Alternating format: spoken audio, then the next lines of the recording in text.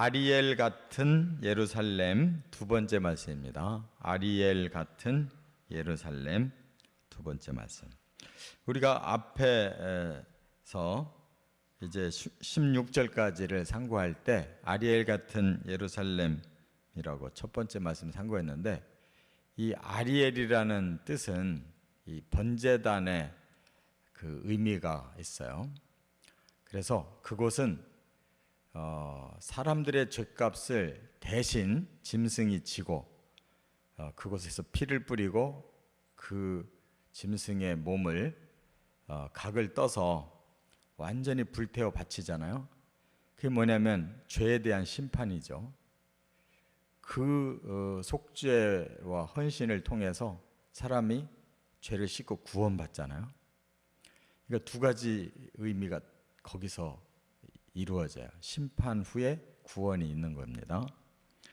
바로 그와 같은 그 일을 하나님이 예루살렘에다가 하시겠다는 거예요. 왜냐하면 예루살렘은 하나님이 이 세계에서 유일하게 선택하신 곳인데, 거기서 하나님의 심판도 하나님의 구원도 다 보여주겠다는 겁니다. 그러니까 이스라엘의 예루살렘은 하나님이 아주 샘플로 그곳을 선택하신 곳이에요.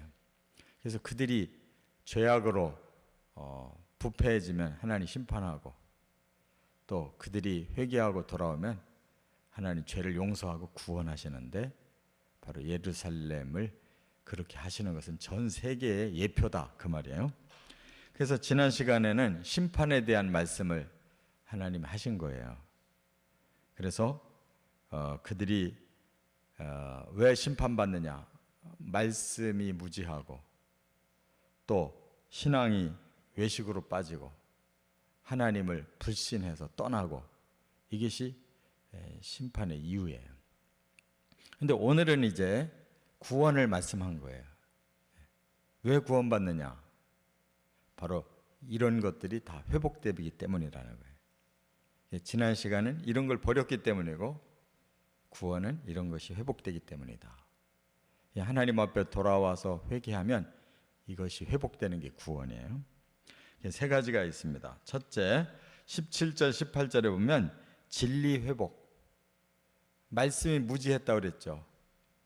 그들은 맹인들이고 취한 자들이고 또 깊이 잠들게 하는 영에 사로잡혔었다 그랬잖아요. 그런데 이제 오늘 본문에 보니까 귀머거리가 책의 말을 듣는다. 말씀이 들리기 시작하네. 귀머거리가 하나님의 말씀이 들리기 시작하고, 또 어둡고 캄캄했던 맹인이 보기 시작한다 그래서 아무것도 눈에 안 보이는 이 영적으로 무지했던 사람들이 이제 영의 눈이 뜨여져서 보인다는 거예요. 그 중심의 말씀이 뭐예요? 진리가 회복된다는 거죠.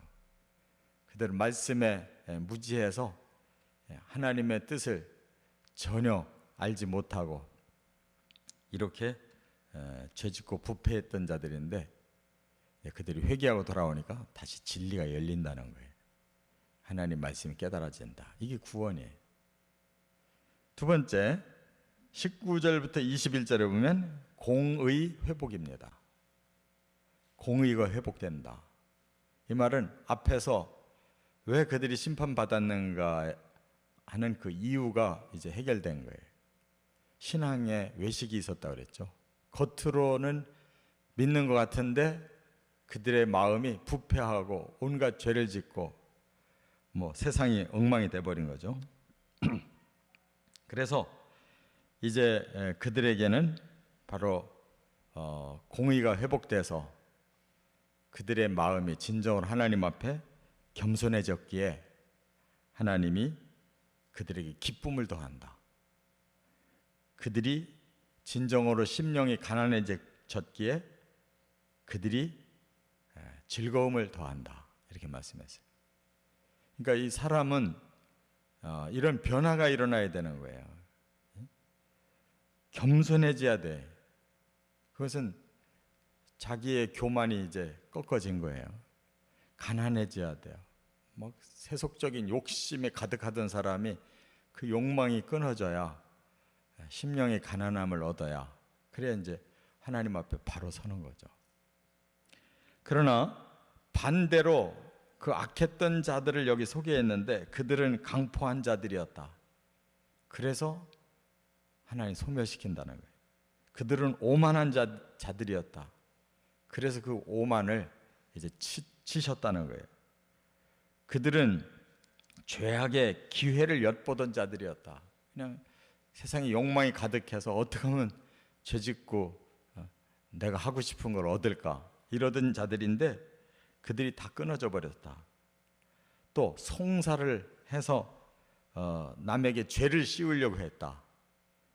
그런 자들, 또 재판관들까지도 올무해서 잡아버리려고 했던 자들, 또 의인을 잡았던 자들, 이런 자들이 전부 하나님 앞에 심판을 받고 나서 이제 진정으로 겸손해진 자들, 진정으로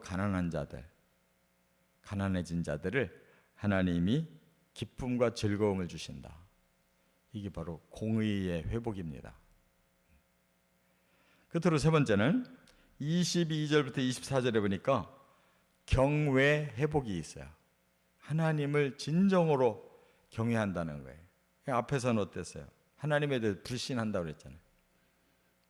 하나님 멀리 떠나고 하나님하고 관계없이 살려고 했는데, 그래서 그들이 패역하고 이렇게 오히려 하나님을 비난하는 이러한 불신자들이었는데 이것이 회복된다는 거예요. 그렇게 되면 아브라함의 구속이 다시 완성된다는 거예요. 오늘 본문에 뭐라고 그랬어요? 아브라함을 구속하신 하나님, 야곱 족속의 하나님 그랬어요. 그러니까 이 세상은 아브라함의 구속이 이제 회복되는 것이 구원의 완성이에요. 하나님이 아브라함 한 사람을 선택해서 그를 통해 메시아를 보내시고 그 메시아를 통해 이 세상을 구속하신다. 죄값을 해결해 주시는, 이게 구속이라는 말이에요. 벌써 이 구약에서 아브라함의 구속을 말씀하기, 이게 메시아를 의미하는 거예요. 야곱의 족속, 야곱부터는 그 자손들을 다 하나님 선민이라고 인정하셨잖아요. 진정한 야곱의 족속은 바로 메시아를 통해서 하나님 안에서 거듭난 자들, 그게 진정한 족속이죠. 하나님의 친백성. 그들이 이제 하나님 앞에 다 돌아와서 진정으로 하나님을 경외하는 날, 하나님의 손이 그들 가운데 있다. 하나님이 그 하나님의 구속받은 진짜 이스라엘 백성들에게 하나님 함께 해주신다는 거죠. 하나님의 손이 그들 가운데 있다. 그럼 어떻게 되겠어요? 모든 게 변화되는 거예요. 그들은 하나님의 거룩한 백성이 돼서 하나님을 경외하고 총명이 돌아오고 하나님의 교훈을 받고 온전해진다는 거예요. 이렇게 진정으로 하나님을 경외하는 그런 나라와 백성으로 회복되는 거죠. 이게 메시아가 오셔야 되는 거예요.